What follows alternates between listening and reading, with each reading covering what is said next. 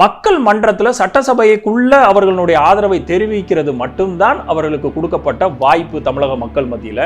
அந்த வாய்ப்பை இன்றைக்கு உதயநிதி அவர்கள் தெளிவாக பண்ணியிருக்கிறார்.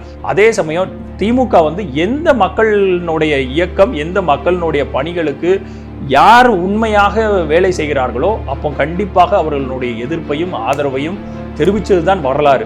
அது எதிர்கட்சியா இருந்தது இல்ல ஆளுங்கட்சியா இருக்குங்கிற அது என்றைக்கும் திமுக பார்த்ததாக வரலாறு இல்லை. வரலாறு இருந்தா நீங்க எங்களுக்கு சுட்டி காமிக்கலாம். டம்மியாக இருக்கக்கூடிய பல பேர் சேர்ந்து உங்களுக்கு ஒரு இன்ஃப்ளூயன்ஸை பண்ணி இது போல கூட்டி பாருங்க, உங்களுக்கு நீங்க செக்மேட் வச்சிருவீங்க திமுகவுக்கு அப்படின்னா, எந்த கொம்பாதி கொம்பனும் திமுகவுக்கு செக்மேட் வச்ச சரித்திரம் இருக்குதா? யோசிச்சு பாருங்க. காங்கிரஸினுடைய கேம் இவ்வளவு மோசமாக இருக்கும், இவ்வளவு கீழ்த்தரமாக இருக்கும் தெரியாத லெவலுக்கா திமுக காரங்க இருக்கிறாங்க. திமுகவினுடைய கடைக்கோடி தொண்டனுக்கு கூட தெரியும், ஒரு எம்பியுமே இல்லாத தாவேகா கூட்டக்கூடிய கூட்டத்துல திமுகவிலிருந்து இன்றைக்கு 13 எம்பிக்களாக இருக்கிற அத்தனை பேரும் அந்த தாவேகாவினோட கூட்டத்துல பங்கு விட்டு இருக்கிறாங்க.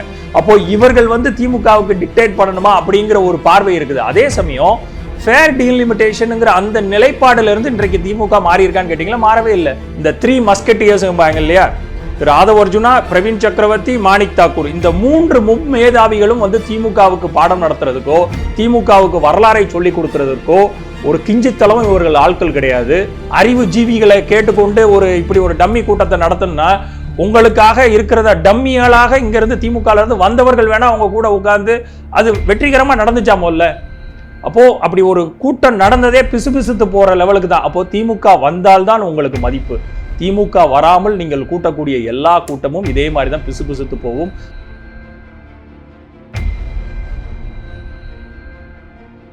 லிபர்டி தமிழ் நேயர்களுக்கு வணக்கம். இன்றைய நேர்காணலில் நாம் சந்திக்க இருப்பவர் அரசியல் விமர்சகர் ஹரிஸ் இப்ராஹிம் அவர்கள். வணக்கம் சார். வணக்கம். சட்டமன்றத்தில் தொடர்ச்சியாக அடுத்தடுத்தான தீர்மானங்கள், குறிப்பாக தமிழ் தாய் வாழ்த்து, அப்புறம் நீட்டுக்கு எதிராக ஒரு தீர்மானம், இன்றைக்கு தொகுதி மறுவரையறை எதிர்ப்பு தீர்மானம், இதில் திமுக ஆதரவு தெரிவிச்சிருக்கிறாங்க, அதிமுக எதிர்ப்பு தெரிவிச்சிருக்கிறாங்க. இதில் குறிப்பாக திமுக பாஜகவோடு சேரப்போகுது, இந்த விஷயத்தில் தொகுதி மறுவரையறை விஷயத்தில் ஒரு நாடகம் ஆட போகுதுன்னு சொல்லி தொடர்ச்சியாக ராகுல் காந்தியிலேருந்து அமைச்சர்கள் வரைக்கும் விமர்சனம் பண்ணாங்க. சட்டமன்றத்திலேயே எதிர்க்கட்சி தலைவர் உதயநிதி ஸ்டாலின் அவர்கள் இந்த தீர்மானத்தை முதல்ல எதிர்ப்பு தெரிவித்தது எங்களுடைய தலைவர் ஸ்டாலின் அவர்கள் தான், அதனால் இந்த தீர்மானத்துக்கு நாங்கள் ஆதரவு தரோம் அப்படின்னு சொல்லிட்டாரு. ஏற்கனவே இந்த அனைத்து கட்சி கூட்டத்தில் பங்கேற்காத திமுக இந்த தீர்மானத்துக்கு ஆதரவு தெரிவிக்கிற சூழலை நீங்கள் எப்படி பார்க்குறீங்க இந்த நிகழ்வை? கண்டிப்பா இதுல மிக முக்கியமாக காங்கிரஸ் ஒரு டபுள் கேம் விளையாடுது அப்படிங்கிறத நம்ம பார்க்கணும். ஆனா காங்கிரஸ் டபுள் கேம் விளையாடுற அளவுக்கு அதுகளுக்கு மூளை இருக்குதா அப்படிங்கிறதே தமிழகம் இப்போதைக்கு தான் கடந்த 1950க்கு அப்புறம் பார்க்கறதா நம்ம பார்க்குறோம். ஆனா அரசியல் தெரிஞ்சவங்களுக்கு இது எவ்வளவு பெரிய ஒரு சதி விளையாட்டை தாண்டி ஒரு டம்பான விளையாட்டு, அதாவது என்ன சொல்லுவாங்கன்னா முட்டாள்தனமான விளையாட்டு, அதுவும் யார்கிட்ட விளையாடணும்னு இருக்கு இல்லையா. அரசியலை காங்கிரஸ்ல இருந்து திமுக கத்துக்கிடணுமா அப்படிங்கிற ஒரு பார்வை இருக்குது. அப்போ திமுகவினுடைய அந்த டீலிமிட்டேஷன் மறுவரை சம்பந்தமான, இந்த தொகுதிகளுக்கு மறுவரை சம்பந்தமான அந்த ஒரு எதிர்ப்பு அப்படிங்கிறது பாரதிய ஜனதா கட்சிக்கு இன்றைக்கு தாவேகா முளைச்சதுக்கு அப்புறம் உருவான எதிர்ப்பு இல்லை. அதை தான் நம்ம தெளிவாக பார்க்கணும். தமிழகத்தினுடைய இந்த மறு சீரமைப்புல ஒட்டுமொத்தமாக நாங்கள் பாரதிய ஜனதா கட்சியினுடைய கொண்டு வரக்கூடிய இந்த டீலிமிட்டேஷனுக்கு நேர் எதிராக நிற்கிறோம். ஆனால் நேர் எதிர்னா எந்த சமயத்தில் அப்படின்னு பார்த்தோம்னா ஃபேர் டீலிமிட்டேஷனாக கொடுக்கப்பட வேண்டும். இந்த டீலிமிட்டேஷனுங்கிறது 1971 இருந்து 25 ஆண்டு காலமாக ஃப்ரீ செய்யப்பட்டு சென்சஸ் எடுத்ததுக்கு அப்புறம் தான் பண்ணணும்னு சொன்னதுல ஒரு கிளாஸ் அங்கே இருந்துச்சு 1971. அது என்னன்னா பாப்புலேஷன் கண்ட்ரோல் மெக்கானிசம் அது உள்ளுக்குள்ள ஒரு ஆம்பிட்டாகவே எடுத்துக்கொள்ளலை. ஆனால் தற்பொழுது இவர்கள் கொண்டு வந்திருக்கக்கூடிய ஒரு திட்டம் என்பது அந்த டீலிமிட்டேஷன்ல பாப்புலேஷன் கண்ட்ரோல் செய்யப்பட்ட தமிழகத்திற்கு மிகப்பெரிய ஒரு சவுக்கடியாக இருக்கும். அது ஒரு என்ன சொல்றது, ஒரு பாப்புலேஷன் கண்ட்ரோலை நம்ம செம்மையாக பண்ண ஒரு மாநிலத்தில் மிக முக்கியமான மாநிலம் தமிழ்நாடு. அப்போ தமிழ்நாட்டினுடைய மறுசீரமைப்பு பாப்புலேஷன் அடிப்படையில், மக்கள் தொகையின் அடிப்படையில் பண்ணும்போது நம்மளுக்கான விகிதாச்சார அடிப்படை கம்மியாகிறதுக்குரிய வாய்ப்புகள் இருக்குது. ஸோ இதை நாங்கள் ஏற்றுக்கொள்ள முடியாதுங்கிறதுனால ஃபேராக அந்த டீலிமிட்டேஷன் இருக்கணும் அப்படிங்கிறது தான் திமுகவினுடைய பிரேயராக இருந்தது. எப்போ ஆகஸ்டுக்கு, இன்றைக்கு நம்ம ஆகஸ்ட்ல உட்கார்ந்துருக்கிறோம், ஆனால் ஏப்ரல் மாதம் 5 மாநிலத்தினுடைய தலைவர்களை கூட்டி அன்றைக்கு திரு மு.க. ஸ்டாலின் அவர்கள் முதலமைச்சராக இருக்கும்போது சென்னையில் ஃபேர் டீலிமிட்டேஷன் அப்படிங்கிற அந்த பேக்ரவுண்ட்ல தான் நம்ம ஒரு கூட்டத்தையே நடத்தினாங்க திமுக.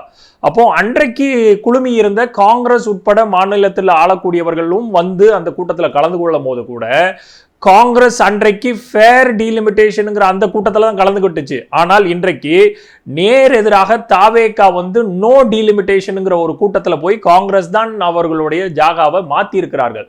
அப்போ ஏப்ரல்ல ஃபேர் டீலிமிட்டேஷன் திமுக அமர்வுல கலந்து கொண்ட அதே காங்கிரஸ், விடுதலை சிறுத்தைகள் உட்பட அத்தனை கட்சிகளும் இன்றைக்கு திமுகவை தேர்தலுக்கு அப்புறம் முதுகுல குத்தி கொண்டு நேரடியாக தாவேகா கூட சென்று விட்டு நோ டீலிமிட்டேஷனுங்கிற அந்த ஒரு எதிர்ப்பு குரலுக்குள்ள வந்திருக்கிறாங்க. ஆனால் அன்றைக்கும் ஃபேர் டீலிமிட்டேஷனாக இருந்த திமுகவினுடைய எதிர்ப்பு இன்றைக்கும் அதே ஃபேர் டீலிமிட்டேஷனாக பாதிக்கப்படக்கூடாது.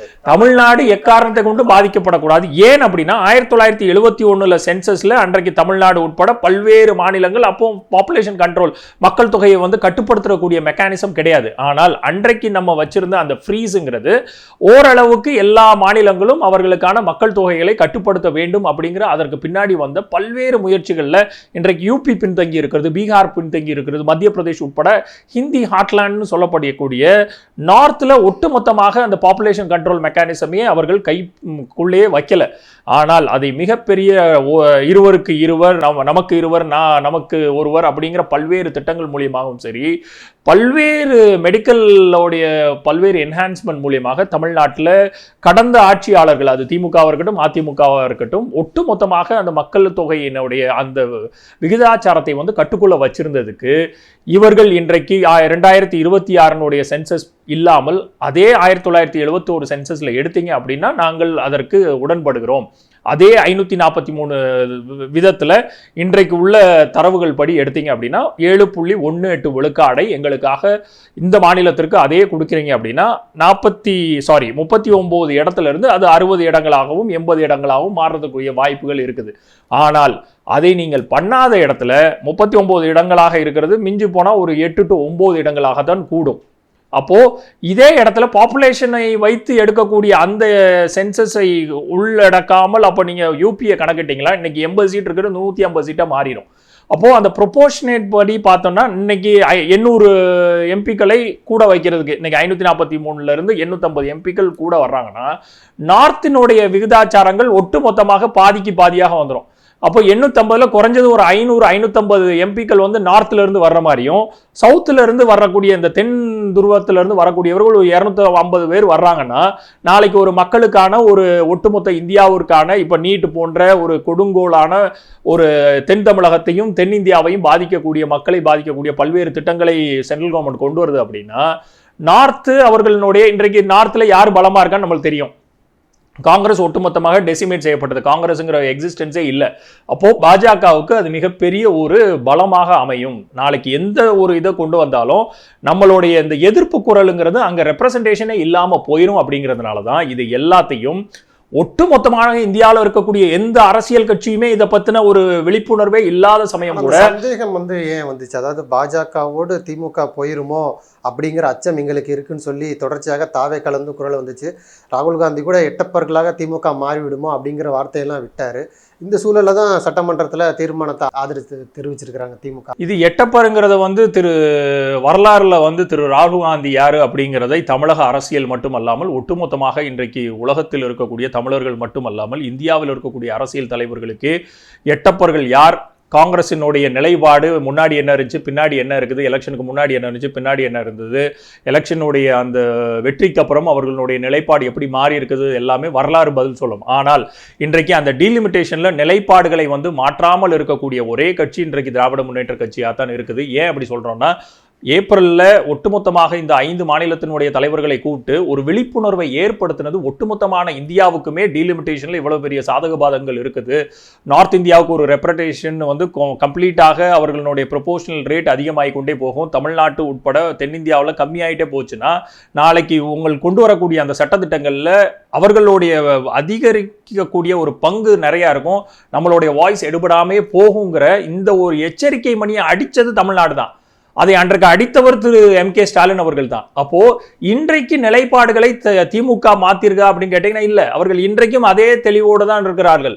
ஃபேர் டீலிமிட்டேஷன் 7.18 விழுக்காடு. இன்றைக்கு நீங்கள் 850 பேரை கொண்டு வர்றீங்களா, கொண்டு வாங்க. 850 பேருக்கும் அதே இன்னைக்கு புது சென்சஸ் படி கொண்டு வரீங்களா, 850 பேர்ல விகிதாச்சார அடிப்படையில் எங்களுக்கு 7.18% கொடுத்தீங்கன்னா தோராயமாக 850 நம்மளுக்கு கிட்டத்தட்ட அது பரப்பளவு கரெக்டா ஆயிரும். அப்போ நம்ம ரெப்ரசன்டேஷன் இன்னைக்கு 39 எம்பிக்கள் இருக்கிறவர்கள் நாளைக்கு 80 பேர் போகும்போது ஆட்டோமேட்டிக்கா அது ஈக்குவலைஸ் ஆயிரும். அப்போ இதை ஏன் பண்றதுக்கு தவறார்கள் அப்படிங்கிறது தான் இன்றைக்கு திமுக எழுப்பக்கூடிய கேள்வி. அன்றைக்கு திரு அமித்ஷா அவர்கள் அன்றைக்கு கொண்டு வந்த அந்த வரைவு இதுல கொண்டு வந்து டேபிள் பண்ணும்போது அந்த பத்திகள் எல்லாம் இல்லைங்கும் போது தெளிவாக திமுக எதிர்ப்பு குரலை எழுப்புச்சு. இன்னைக்கு திமுகவினுடைய பங்கும் திமுகவினுடைய ஓட்டும் வந்து பாஜகவுக்கு தேவை. ஸோ அதனால இவர்கள் காங்கிரஸ் வந்து என்ன நினைக்குது, திமுக வந்து அவர்களோடு போய் சேர்ந்து விடுவார்கள் அப்படின்னு. திமுகவினுடைய கொள்கை அது இக்காரணத்தில் இல்லை, மொத்தமா 2 வாட்டி ஆட்சியை இழந்திருக்குது. எப்போ கட்சி கூட்டத்தில் திமுக பங்கேற்காத போது ஒரு சந்தேகம் வலுப்பெறுது அப்படின்னா அதுதான் இதெல்லாம் சந்தேகத்தை வழிபடுத்துற முதலமைச்சர் விஜய் தலைமையிலே ஒரு அனைத்து கட்சி கூட்டம் நடைபெறுது தொகுதி மறுவரை சம்பந்தமாக. அதுல திமுக பங்கேற்காதது பாஜக பக்கம் போயிருவாங்களோ அப்படிங்கிற ஒரு அச்சம் இருக்கதாக சொன்னாங்க. அதுதான் இது சுத்தமான ஒரு மடமைத்தனமான ஒரு முட்டாள்தனமான அவர்கள் எடுத்து வைக்கக்கூடிய வாதம். காங்கிரஸினுடைய கேம் வந்து இவ்வளவு மோசமாக இருக்கும், இவ்வளவு கீழ்த்தரமாக இருக்கும் தெரியாத லெவலுக்கா திமுக காரங்க இருக்கிறாங்க. திமுகவினுடைய கடைக்கோடி தொண்டனுக்கு கூட தெரியும், ஒரு எம்பியுமே இல்லாத தாவேகா கூட்டக்கூடிய கூட்டத்தில் திமுகவிலிருந்து இன்றைக்கு 13 எம்பிக்களாக இருக்கிற அத்தனை பேரும் அந்த தாவேகாவினோட கூட்டத்தில் பங்கு விட்டுருக்கிறாங்க. அப்போ இவர்கள் வந்து திமுகவுக்கு டிக்டேட் பண்ணணுமா அப்படிங்கிற ஒரு பார்வை இருக்குது. அதே சமயம் ஃபேர் டீலிமிட்டேஷனுங்கிற அந்த நிலைப்பாடுல இருந்து இன்றைக்கு திமுக மாறி இருக்கான்னு கேட்டீங்களா, மாறவே இல்லை. அது இன்னமும் அதே தான் இருக்குது. எங்களுக்குரிய 7.18 விழுக்காடுகளுக்கு 1% கூட கீழே இறங்கக்கூடாது, 0.1% கூட கீழே இறங்கினா அதை நாங்கள் ஆதரிக்க மாட்டோம் அப்படிங்கிறதுல நிலைப்பாடுடன் இருக்குது. அது பாரதிய ஜனதா கட்சி கொண்டு வந்ததுக்காக தமிழ்நாட்டுக்கு நல்லது பண்ணுங்கும் போது அதை ஏன் எதிர்க்கணும் அப்படிங்கிறத என்னை போன்றவர்களோட தனிப்பட்ட பார்வை. பாரதிய ஜனதா சட்டமன்றத்தை சொல்றாரு, ஆதவ அர்ஜுனாவே சொல்றாரு, முதல்ல எதிர்ப்பு தெரிவித்தது ஸ்டாலின் அவர்கள் தான், அதை நாங்கள் ஒத்துக்கிறோம் அப்படின்னு சொல்லி அமைச்சரே சொல்றாரு சட்டமன்றம். ஆதவ அர்ஜுனா போன்ற ஒரு அறிவு ஜீவிகளுடைய பேச்செல்லாம் வச்சுக்கிட்டு நம்ம விவாதம் பண்ணோம் அப்படின்னா நம்மளும் அந்த குக்கூன் கூட்டத்தில், அந்த முட்டாள்தனமான கூட்டத்தில் நம்மளும் போய் உட்கார்ந்துருவோம். ஆதவ அர்ஜுனா போன்றவர்கள் எல்லாம் தெளிவான ஒரு சிந்தனையை, தமிழ்நாட்டுக்கு தேவையான சிந்தனையை வைக்கிறார்கள்னு நீங்க உங்களை போன்ற நெறியார்கள் என்னவேனால் கண்டிப்பா ஒத்துக்கிட்டு தான் ஆகணும். அதான் சொல்றேன், அவருக்கு அந்த கொள்கையும் தெரியாது, ஹிஸ்டரியும் தெரியாது, வரலாறும் தெரியாது. ஏதோ வாய்க்கு வந்ததை உளறி கொண்டு இருக்கக்கூடிய ஒரு அமைச்சராக இன்றைக்கு சூப்பர் சைடிங் சிஎமாக, சீஃப் மினிஸ்டரே ஒரு டம்மியாக வைத்திருக்கக்கூடிய ஒரு சீஃப் மினிஸ்டராக, சூப்பர் சீஃப் மினிஸ்டராக இன்றைக்கு சட்டமன்றத்தில் திரு ஆதவ அர்ஜுனா அவர்கள் இருக்கிறார். ஆனால் திரு ஆதவ அர்ஜுனா ஏதாச்சும் கொள்கை சார்ந்து ஏதாச்சும் உருப்படியா பேசுறாரா, இல்லனா ஹிஸ்டரி சார்ந்து வரலாறு சார்ந்து எதையாச்சும் உண்மையா பேசுறாரா அப்படின்னு கேட்டீங்கன்னா, உண்மைக்கு புறம்பான பல தகவல்களை இன்றைக்கு வாங்கி கொண்டு அதே அவர்களுடைய சட்டப்பேரவையினுடைய தலைவரே வந்து பல சமயத்துல திரு ஆதவ அர்ஜுனா உட்காருங்க, திரு ஆதவ அர்ஜுனா உட்காருங்கன்னு சொல்லி மண்டையில 2 குட்டி உட்கார வைக்கிற ஒரு அமைச்சர் சொல்றதெல்லாம் நம்ம கேட்டுக்கிட்டு அதை விவாத பொருளாக்க வேண்டிய தேவைகளே கிடையாது. ஏன் சொல்றேன்னா, அவர் சொல்றாரு அன்றைக்கு எதிர்ப்பு இருந்துச்சு இன்றைக்கு எதிர்ப்பு இல்லைன்னு. எப்படி? அதை தான் சொல்றேன், ஃபேர் டீலிமிட்டேஷன் அந்த பேனர் எடுத்து அவரை பார்க்கட்டும், வரலாறு தெரியலன்னா கூட பரவாயில்ல. ஏப்ரல்ல தான் ஒரு போட்டோ ரிலீஸ் ஆயிருக்கும், திமுக கூட்டின கூட்டம். இன்றைக்கு அவர்கள் பங்கு பெறலங்கிறீங்க. அன்றைக்கு அவர்கள் பின்னாடி வச்சிருந்த பேனர்ல டீலிமிட்டேஷன், நோ டீலிமிட்டேஷன் இருந்துச்சா, ஃபேர் டீலிமிட்டேஷன் இருந்துச்சான்னு பார்க்க சொல்லுங்க. அதே ஃபேர் டீலிமிட்டேஷனுங்கிற தொகுதியை வந்து சமமாக எல்லாருக்கும் விகிதாச்சார அடிப்படையில் கரெக்டாக பிரிக்கணும் அப்படின்னு சொல்றது அதே திமுகவினுடைய நிலைப்பாடு இப்பவும் அதே தான் இருக்குது. ஸோ எந்த விதத்திலையும் அது பிஜேபிக்கு எதிர்ப்பாக இருந்ததுக்கு காரணம் எங்களுக்கு சமமாக பிரித்து கொடுங்கள்ங்கிற அதே ஏற்பு தான். இன்றைக்கும் அதே எதிர்ப்பு இருக்கத்தான் செய்யுது. ஸோ இப்போதைய வரைக்கும் அந்த டிராஃப்ட் என்னவாக திருத்தி வரப்போகுது அப்படிங்கிறது யாருக்குமே தெரிய போறது இல்லை.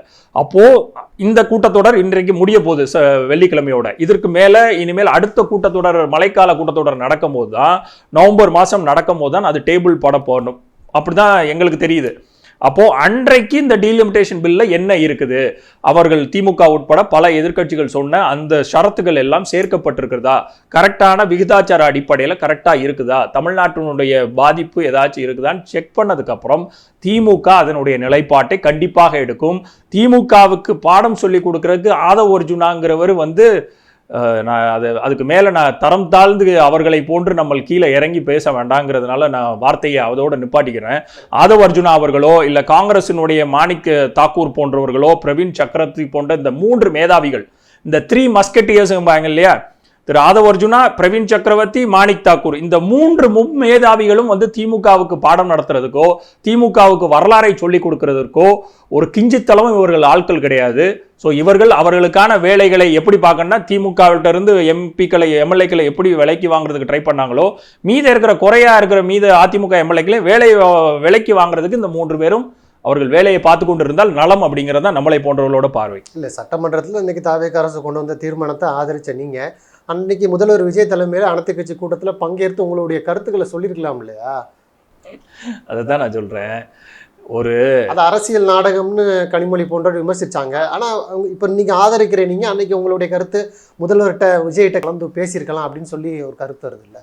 நெறியாளர் அவர்களே, நான் திருப்பி அதை தான் சொல்கிறேன். அன்றைய காலகட்டத்தில் மேகதாதுங்கிற ஒரு மோஸ்ட் இம்பார்ட்டன்ட் குரூஷியலான விஷயங்கள் தமிழ்நாட்டில் இருக்குது. இப்போவும் அது இருக்கத்தான் செய்யுது. இப்போவும் சுப்ரீம் கோர்ட்டும் சரி, காவேரி ஒழுங்காற்று நீதிமன்றங்களும் இன்றைக்கு 15 டிஎம்சிகளை தொடர்ச்சியாக ஒரு டிஎம்சியாக தமிழ்நாட்டுக்கு திறந்து விடணும்னு சொல்லியிருக்குது. இப்போ வரைக்கும் அதை பற்றின சட்டசபையை கூட்டுங்கள், எதிர்க்கட்சிகளை அத்தனையும் ஒன்றிணைங்கள் அப்படின்னு திமுக உட்பட பல்வேறு எதிர்க்கட்சிகள் சொல்லியிருக்குது. இது வரைக்கும் அதனுடைய முதலமைச்சரோ இல்லை அவர்கள் இந்த முந்திரி கொட்டை மாதிரி வந்து பேசி கொண்டிருக்கக்கூடிய நீர்வளத்துறை அமைச்சர்களோ இல்லை பொதுப்பதிவுத்துறை அமைச்சரோ வந்து பேசினதாக நம்மளுக்கு தெரியவில்லை. அப்போது மோஸ்ட் இம்பைடிங்கான சிச்சுவேஷன் என்ன இருக்குதோ அதை பற்றி பேசாமல் டீலிமிட்டேஷனுங்கிறது இன்னும் டிராஃப்டே வரல. டிராஃப்ட் வந்ததுக்கப்புறம் தான் உங்களுடைய எதிர்நிலையை காமிக்கணும். அப்போது நீங்கள் கூட்டக்கூடிய ஒட்டுமொத்தமான இந்த நாடகத்தனமான போலித்தனமான காங்கிரஸ் உங்களுக்கு கொடுத்துருக்கக்கூடிய அசைன்மெண்ட் இது. காங்கிரஸ் வந்து டெஸ்டிங் த வாட்டர்ஸ், நீரோடை எப்படி இருக்குது, திமுக நம்ம இந்தியா பிளாக்குக்குள்ளே வருதா இல்லை வரலையா, வெளியில் போதா அப்படிங்கிறதுக்கு தாவேகா போன்ற ஒரு டம்மியாக இருக்கக்கூடிய இன்றைக்கு எம்பிக்களே இல்லாத ஒருவரை வைத்துக்கொண்டு 11 எம்பிக்களை திமுகவினுடைய கூட்டணியிலிருந்து பெற்றுக்கொண்டவர்கள் சேர்ந்து நடத்தக்கூடிய இந்த நாடகத்தனத்துக்கு எதற்கு ஒரு நடிகர்களாக போய் திமுக எம்பிக்கள் உட்காரணும்? அதுவும் நீங்கள் நடத்தணும் அப்படின்னா ஒன்று நாடாளுமன்றம் நடைபெறாத இடங்கள்ல நடத்தணும். நாடாளுமன்ற கூட்டத்தொடர் நடந்து கொண்டு இருக்கிறது, எம்பிக்கள் அத்தனை பேரும் டெல்லியில உட்கார்ந்து இருக்கிறாங்க. அப்போ நீங்க உங்களுடைய அந்த ஒரு என்ன சொல்றது பொலிட்டிக்கல் ஆப்டிக்ஸ் சொல்றோம் இல்லையா, அந்த பொலிட்டிக்கல் ஆப்டிக்ஸுக்காக மக்கள் மத்தியில் உங்களுக்கு ஒரு இமேஜை கிரியேட் பண்றதுக்காக நீங்கள் நடத்தக்கூடிய இந்த நாடகத்துக்கு திமுக வராமல் இருந்ததுல என்ன தவறு? அதே சமயம் மக்கள் மன்றத்தில் சட்டசபைக்குள்ள அவர்களுடைய ஆதரவை தெரிவிக்கிறது மட்டும்தான் அவர்களுக்கு கொடுக்கப்பட்ட வாய்ப்பு தமிழக மக்கள் மத்தியில். அந்த வாய்ப்பை இன்றைக்கு உதயநிதி அவர்கள் தெளிவாக பண்ணியிருக்கிறார். ஸோ நீங்க கூட்டுற இந்த நடிகர்களுடைய கூட்டத்துக்கு வந்து அதுவும் இந்த டம்மியாக இருக்கக்கூடிய பல பேர் சேர்ந்து உங்களுக்கு ஒரு இன்ஃப்ளூயன்ஸை பண்ணி இது போல கூட்டி பாருங்க, உங்களுக்கு நீங்க செக்மேட் வச்சிருவீங்க திமுகவுக்கு அப்படின்னா, எந்த கொம்பாதி கொம்பனும் திமுகவுக்கு செக்மேட் வச்ச சரித்திரம் இருக்குதா? யோசிச்சு பாருங்க. அவர்கள் என்றைக்குமே வந்து திமுக ஆட்சி அதிகாரத்தில் இருந்ததை விட ஆட்சி அதிகாரத்தில் இல்லாத அப்போதான் இன்னும் 10 மடங்கு வீரியமா வேலை வைப்பாங்க. அவன் சுட்டு சொல்லண்டு கொண்டு வீரியமா வேலை பார்த்து கொண்டு இருக்கும் போது நீங்க டம்மி துறையா வச்சிருக்கக்கூடிய ஆதவ் அர்ஜுனா, பிரவீன் சக்கரவர்த்தி, மாணிக் தாக்கூர் போன்றவர்களுடைய அறிவு ஜீவிகளை கேட்டுக்கொண்டு இப்படி ஒரு டம்மி கூட்டத்தை நடத்தணும்னா, உங்களுக்காக இருக்கிறத டம்மிகளாக இங்க இருந்து திமுக இருந்து வந்தவர்கள் வேணா அவங்க கூட உட்கார்ந்து அது வெற்றிகரமா நடந்துச்சாமோல்ல. அப்போ அப்படி ஒரு கூட்டம் நடந்ததே பிசுபிசுத்து போற லெவலுக்கு தான். அப்போ திமுக வந்தால்தான் உங்களுக்கு மதிப்பு. திமுக வராமல் நீங்கள் கூட்டக்கூடிய எல்லா கூட்டமும் இதே மாதிரி தான் பிசுபிசுத்து போகும். அதே சமயம் திமுக வந்து எந்த மக்களினுடைய இயக்கம், எந்த மக்களினுடைய பணிகளுக்கு யார் உண்மையாக வேலை செய்கிறார்களோ அப்போ கண்டிப்பாக அவர்களுடைய எதிர்ப்பையும் ஆதரவையும் தெரிவித்ததுதான் வரலாறு. அது எதிர்கட்சியா இருந்தது இல்லை ஆளுங்கட்சியா இருக்குங்கிற அது என்றைக்கும் திமுக பார்த்ததாக வரலாறு இல்லை. வரலாறு இருந்தால் நீங்கள் எங்களுக்கு சுட்டி காமிக்கலாம். ஆனால் எதிர்கட்சியா இருந்தாலும் சரி, மக்கள் நலன் சார்ந்து ஒரு எதிர்கட்சி கூட்டா கூட அந்த கூட்டத்தில் போய் பங்கு பெற்றிருக்குது. அதுக்கு வரலாறுகளில் நான் பல விஷயங்கள் எடுத்து காமிக்க முடியும். அப்போ இது உள்ளபடியே இது வந்து ஒட்டுமொத்தமாக ஒரு நாடகத்தனமான கூட்டம். அதை இவர்கள் தவிர்த்ததுல தவறு ஏதும் இல்லைங்கிறது தான் என்னுடைய வாதம். இப்போ இந்த தொகுதி மறுவரை விஷயத்தில் திமுக ஆதரவு தெரிவிச்சிருக்கிறாங்க. இப்போ அதிமுக வந்து எதிர்ப்பு தெரிவிச்சிருக்கிறாங்க. இது வந்து இன்னும் நாடாளுமன்றத்தில் நீங்கள் சொன்னது போல் அந்த டிராஃப்டே வரலை, இது வந்து தாவேக அரசினுடைய ஒரு அரசியல் நாடகத்தில் நாங்கள் ஏன் பங்கேற்கணும்னு சொல்லி இந்த தீர்மானத்துக்கு எதிர்ப்பு தெரிவிச்சிருக்காங்க அதிமுக. அவங்களுடைய நிலைப்பாடு எப்படி பார்க்க? அதான் ஓரளவுக்கு ஒரு பக்கம் இடினா மத்தாளத்துக்கு 2 பக்கம் இடிங்க மாதிரி பாவம் அவர் எடப்பாடி பழனிசாமி ஐயா அவர்கள் உள்ளபடியே அவர் ஏதோ ஒன்று அரசியல் பண்ணணும்னு நினைக்கிறாரு. உள்ளுக்குள்ளே இருந்து கட்சியிலேருந்து ஒரு அழுத்தம் வந்து கொண்டே இருக்கிறது. தாவேகா மூலியமாக தாவேகாவினர் ஒவ்வொரு எம்எல்ஏக்களாக திருடி கொண்டு செல்கிறார்கள். அதை கட்டுப்படுத்துறதா இல்லை பாஜக வந்து நீ இதற்கு ஆதரவு தெரிவிச்சேன்னா உன் மேலே இருக்கக்கூடிய அத்தனை ஃபைலையும் போன கவர்மெண்ட்லேயே எடுத்து வச்ச பல ஃபைல்களை உனக்கு விடுறதா அப்படிங்கிற ஆல்ரெடி ஏடிஎம்கேங்கிறது it is nowhere to be existed. இதுக்கு மேலே அதிமுகவுக்கு ஒரு உயிர்வு இருக்குமா இல்லை ஒரு உயிர் இருக்குதா அப்படின்னு நம்ம டெஸ்ட் பண்ணணும் இல்லை அந்த டைசெக்ட்லாம் பண்ணணும்னு அவசியமே இல்லைன்னு நினைக்கிறேன். என்னை பொறுத்தளவுக்கு ஆல்மோஸ்ட் அந்த கட்சி பாதியாக கரைந்து விட்டது. கடைசியாக நேற்று அவர் சிங்கை ராமச்சந்திரனுடைய புதல்வர் வேற நேற்று போய் தாவேக்கால சேர்ந்திருக்கிறார். அவளை போன்ற ஒரு நல்ல ஒரு மனிதர் சிங்கை ராமச்சந்திரன் எனக்கு தெளிவாக நல்ல ஒரு சிந்தனையாளர். நிறைய அதிமுகவுக்காக பல விஷயங்களை அவர்கள் ரொம்ப மைன்யூட்டாக பண்ண ஒரு மனிதர். அவரை போன்றவர்கள்லாம் வெளியில் செல்வார் அப்படின்னா கண்டிப்பாக அதிமுகவில் மிகப்பெரிய ஒரு ப்ராப்ளம் இருக்குது. அதை அவர் கவனிப்பாரா இல்லைனா பிஜேபியினுடைய அழுத்தத்தை கவனிப்பாரா? இது உள்ளபடியே அவர் பிஜேபியினுடைய அழுத்தம் தான். அப்படி இல்லைனா அவரும் ஆதரவை, மக்களுக்கான ஆதரவை அவர் தெரிவிக்கக்கூடிய ஆள் தான். தெரிவிக்க வேண்டிய கட்டாயத்திலையும் அவர் இருக்கக்கூடிய சூழ்நிலையில் இன்றைக்கு பாஜக அவர்களையும் கைப்பாவையாக வைத்திருக்கிறது. ஸோ பாஜக ஒட்டுமொத்தமாக அவர்கள் பீகாரில் பண்ணதை, வெஸ்ட் பெங்காலில் பண்ணதை, இல்லை திரிபுராவில் பண்ணதை, இந்த மாதிரி ஒவ்வொரு மாநிலம் விட்டு மகாராஷ்டிராவில் பண்ண மாதிரி அந்த நம்பர் 2வது இருக்கக்கூடிய கட்சிகளை முதல்ல அழிக்கும். அதற்கு அவர்கள் பல சோஷியல் இன்ஜினியரிங் ப்ராசஸை எப்போவுமே எடுப்பாங்க. அதில் கரைந்து போய் கொண்டு இருக்கிறது அதிமுக. அப்படி இருக்குங்கிற பட்சத்தில் திரு எடப்பாடி பழனிசாமி அவர்களுடைய இந்த நிலைப்பாடு வியப்பு எதையுமே ஏற்படுத்தலைங்கிறது தான் என்னை பொறுத்தளவுக்கு. நன்றி. நிறைய நல்ல தகவல்களை நேரில் சொல்லியிருக்கீங்க. உங்களுடைய நேரத்துக்கு நன்றி.